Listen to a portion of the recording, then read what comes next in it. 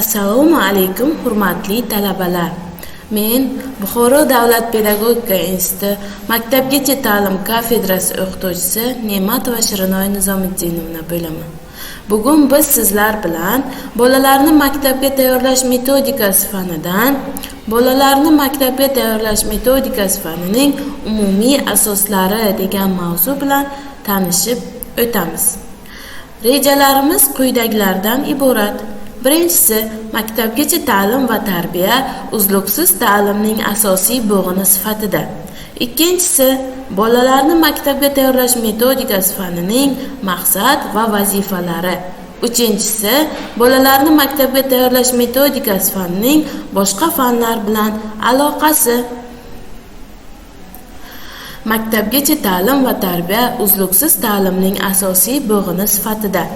Maktabgacha ta'lim va tarbiya uzluksiz ta'lim tizimining ilk bo'g'ini bo'lib, 3 yoshdan 7 yoshgacha bo'lgan bolalar ta'lim tarbiyasi bilan bog'liq faoliyatni olib boradi. Shuningdek, maktabgacha ta'lim va tarbiya faoliyati O'zbekiston Respublikasining ta'lim to'g'risidagi qonuni, maktabgacha ta'lim va tarbiya to'g'risidagi qonun, ilk qadam davlat o'quv dasturi va maktabgacha ta'lim tarbiyaning davlat standarti asosida olib boriladi. Shaxsni har jihatdan yetuk qilib shakllantirish, shaxs manfaatlarini yuzaga chiqarishning imkoniyat va ta'sirchan mexanizmlarini yaratish, eskicha tafakkur va ijtimoiy xulq-atvorning qoliplarini o'zgartirish respublikada olib borilayotgan islohotlarning yetakchi maqsadi va harakatlantiruvchi kuchidir. Maktabgacha ta'lim va tarbiya bola 6-7 yoshga yetgunga qadar davlat va nodavlat maktabgacha ta'lim tashkilotlarida hamda oila muhitida olib boriladi. Maktabgacha ta'lim va tarbiyaning maqsad va vazifalarini yuzaga chiqarishda mahallalar, jamoat, xayriya va xalqaro fondlar faol ishtirok etadi.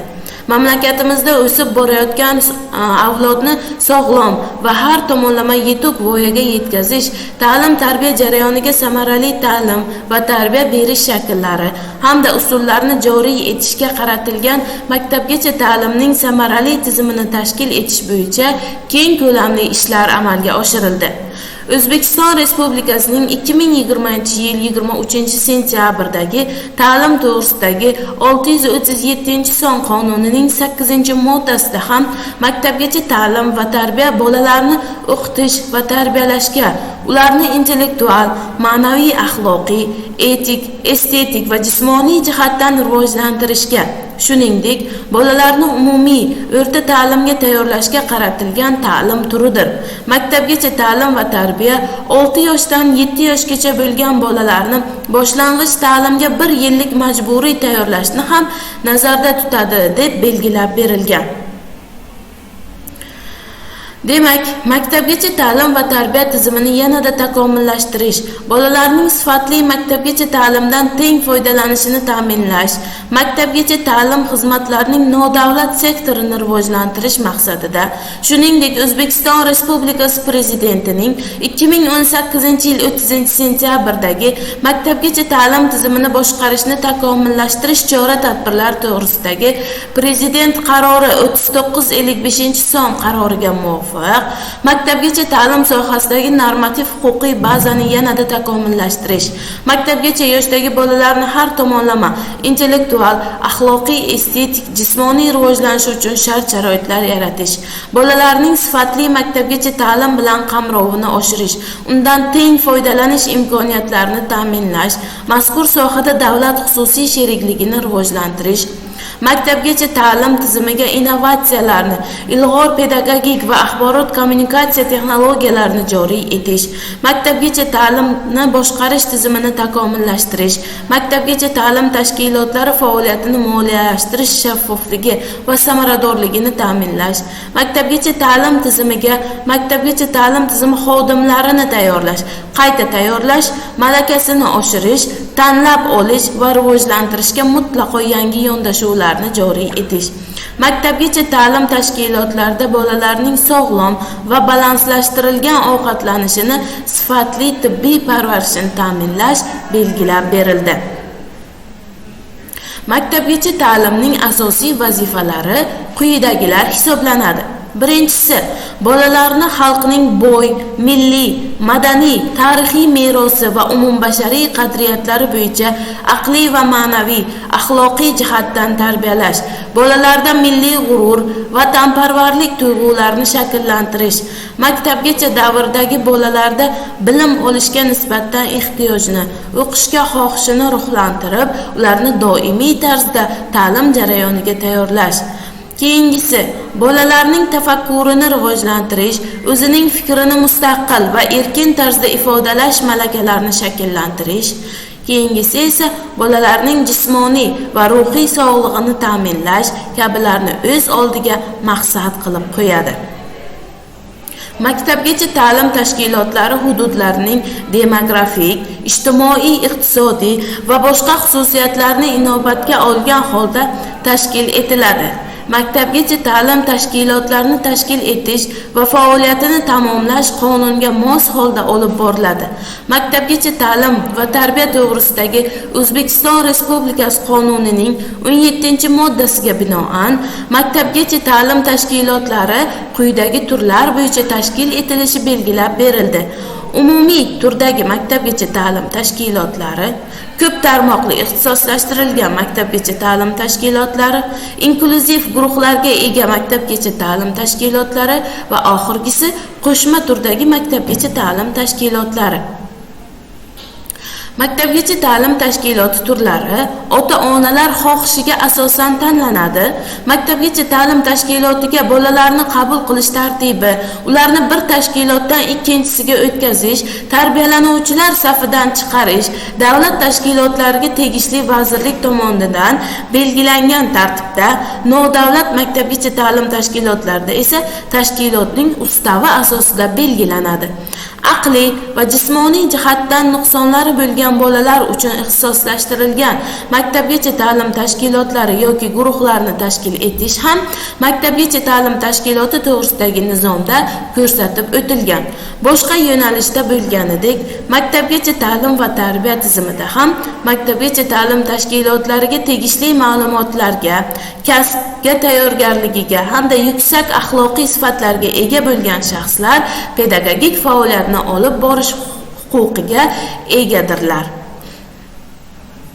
Davlat talablari asosida tuzilgan ilk qadam davlat o'quv dasturiga asosan maktabgacha yoshdagi bolalarning ota-onalari, tarbiyachilari hamda o'zlari uchun turli sohalar bo'yicha dasturlar, qo'llanmalar, tavsiyalar, qiziqarli kitoblar, aqlan va jismonan rivojlantirishga yordam beradigan turli o'yinchoqlar va ta'lim-tarbiya qurollari yaratildi.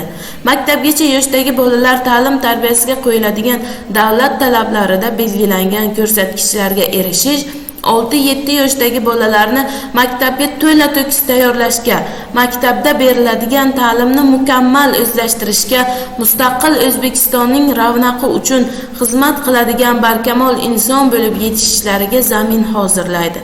Maktabgacha ta'limning maqsad va vazifalariga tayangan holda, bolalarni maktabga tayyorlash metodikasi fanining maqsadi talabalarni maktabgacha yoshdagi bolalarni maktabga tayyorlashning metod va usullari bilan tanishtirishdan iboratdir. Bolalarni maktabga tayyorlash metodikasi fani quyidagi vazifalarni o'z ichiga oladi. Soha vakillari maktabgacha ta'limning maqsad va vazifalarini yaxshi bilishlari, bolalarning maktab ta'limiga umumiy va maxsus tayyorgarligi tushunchalarini bilishlari, bolalarni maktab ta'limiga tayyorlashni aniqlash yo'llari, metod va usullari to'g'risida bilimga ega bo'lishlari lozimdir. Bolalarni maktabga tayyorlash metodikasi fani tarbiya, ta'lim hamda ma'lumot berishning nazariy va amaliy jihatlarini o'rganuvchi fan bo'lib, pedagogika fani bilan ijtimoiy hodisa sifatida tarbiyani o'rganar ekan, falsafa fani bilan ham chambarchas bog'liqdir. Chunki falsafa tarbiyaning maqsad va vazifalarini o'rganish metodologiyasini belgilaydi. Didaktik masalalarni ishlab chiqishda, bilish nazariyasiga, axloqiy tarbiya masalalarini o'rganishda, etikaning axloq to'g'risidagi ta'limotiga, tarbiyaning maqsadini, yo'llarini, metodlarini belgilashda etika faniga asoslanadi. Hozirgi zamon fiziologiyasi eng muhim pedagogik muammolarni to'g'ri hal etishda, bolalarning rivojlanishiga, uning qobiliyatlarini shakllantirishga, muhit, irsiyat va tarbiyaning ta'siri va shu kabilarni belgilashda yordam beradi. O'sib borayotgan organizm tuzilishining va harakat qilish qonuniyatlarining asosiy prinsiplarini o'rganuvchi yosh fiziologiyasi ta'lim-tarbiya berish masalalarini ishlab chiqish uchun ayniqsa katta ahamiyatga ega. Bu xususiyatlarni bilmay turib, tarbiyalanuvchilarning yoshiga muvofiq tarbiya vositalari va metodlarini, u yoki bu mashg'ulotlarni yoki tarbiyaviy tadbirlarni o'tkazishning tashkiliy shakllarini to'g'ri belgilab bo'lmaydi. Fiziologiyaning oliy nerv faoliyati, nerv tizimining tipologik xususiyatlari to'g'risida xulosalari pedagogika, o'quv-tarbiya jarayoni metodikasini ishlab chiqishda, bolalar faoliyatlari uchun yaxshiroq shart-sharoit yaratishda yordam beradi. Bolalarni maktabga tayyorlash metodikasi fani jismoniy rivojlanish masalasini, bola organizmining shu qobiliyatini oshirish, uning faoliyatini me'yorlashtirish masalalarini o'rganishda umumiy ijtimoiy gigiyena, mehnat gigiyenasi, maktab gigiyenasi, pediatriya va boshqa fanlarning erishgan yutuqlariga xulosalardan foydalanadi. Bolalarni maktabga tayyorlash metodikasi fani umumiy pedagogika bilan ham bog'liqdir. Chunki umumiy pedagogika tarbiyaning umumiy qobiliyatlari, jamiyatda yosh avlodni har tomonlama tarbiyalash hamda ta'limning mohiyati va qonuniyatlarini o'rganadigan fandir. Shunday qilib, bolalarni maktabga tayyorlash fani yuqorida keltirilgan fanlar bilan bog'liq holda rivojlanib, boyib boradi. Yechilmay qolgan muammolar pedagogik nuqtai nazardan ilmiy asoslangan tarzda o'z yechimini topadi va kerakli xulosa, tavsiyalar beriladi. Bolalarni maktabga tayyorlashda O'zbekiston Respublikasi Maktabgacha ta'lim to'g'risidagi nizomga muvofiq bola maktabgacha ta'limni uyda va ota-onalar mustaqil ta'lim berish orqali yoki doimiy faoliyat ko'rsatadigan maktabgacha ta'lim tashkilotlarida, shuningdek maktablarda tashkil etilgan maxsus guruh yoki markazlarda olishadi. Demak, bugungi mavzuyimiz shulardan iborat edi. E'tiboringiz uchun rahmat.